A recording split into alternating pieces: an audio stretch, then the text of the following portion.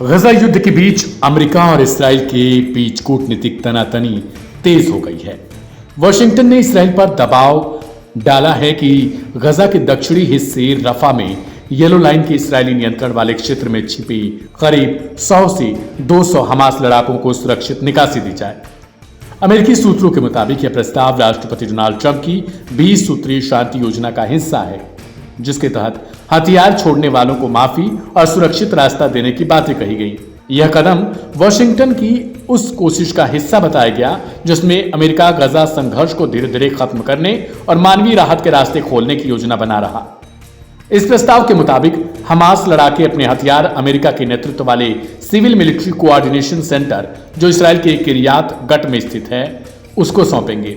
इसके बाद उन्हें या तो किसी तीसरे देश भेजा जाएगा या येलो लाइन के पश्चिमी हिस्से यानी हमास नियंत्रित इलाकों में लौटने की इजाजत दे दी जाएगी। इस पहल को लेकर अमेरिका लगातार इसराइल और तुर्की के साथ संपर्क में था। हालांकि इसराइल ने इस प्रस्ताव को पूरी तरीके से खारिज नहीं किया, लेकिन उसने यह साफ कर दिया कि सभी हमास लड़ाकों को सुरक्षित निकासी नहीं दी जा सकती।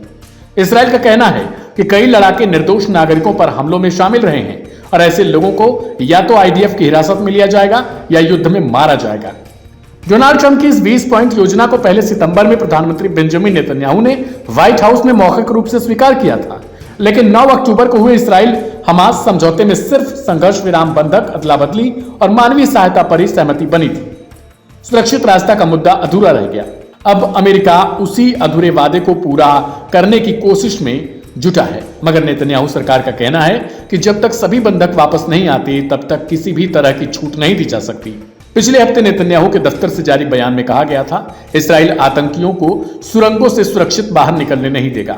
द टाइम्स ऑफ इसराइल की रिपोर्ट के मुताबिक अमेरिकी दबाव के बाद मिस्र और कतर के मध्यस्थों ने हमास को संदेश भी भेजा कि उसके पास 24 घंटे हैं ताकि वह अपने लड़ाकों को रफा के सुरंगों से निकाल ले, वरना उन्हें इसराइली हमले का सामना करना पड़ सकता है। अमेरिकी अधिकारियों का कहना है कि यह मानवीय निकास का प्रस्ताव है ताकि संघर्ष की तीव्रता घटाई जा सके, लेकिन इसराइल इसे सुरक्षा जोखिम मानता है। उसकी दलील है, अगर एक बार भी हमास को सेफ कॉरिडोर मिल गया तो वह भविष्य में आतंकियों को खुला संदेश देगा कि दबाव बनाकर छूट पाई जा सकती है। अंतर्राष्ट्रीय विशेषज्ञों का कहना है कि यह मामला अब सिर्फ गजा या हमास तक सीमित नहीं रहा, बल्कि यह अमेरिका इसराइल संबंधों की नई परीक्षा बन गया। ट्रंप की यह शांति योजना भले कागज पर राजनीतिक सफलता लगती हो, लेकिन इसराइल के लिए यह सुरक्षा का बड़ा जोखिम है। दूसरी ओर गजा में मानवीय संकट गहराता जा रहा है। रफा की सुरंगों में फंसे नागरिक, भोजन और दवाइयों की कमी और लगातार जारी हवाई हमलों ने हालात को और बिगाड़ दिया। ऐसे में सवाल है कि क्या इसराइल अमेरिकी दबाव के आगे झुकेगा या फिर अपनी नो मर्सी नीति पर कायम रहेगा। जो भी हो, रफा की ये सुरंगें अब सिर्फ जंग का मैदान नहीं, बल्कि कूटनीतिक युद्ध का एक नया केंद्र बन चुकी हैं।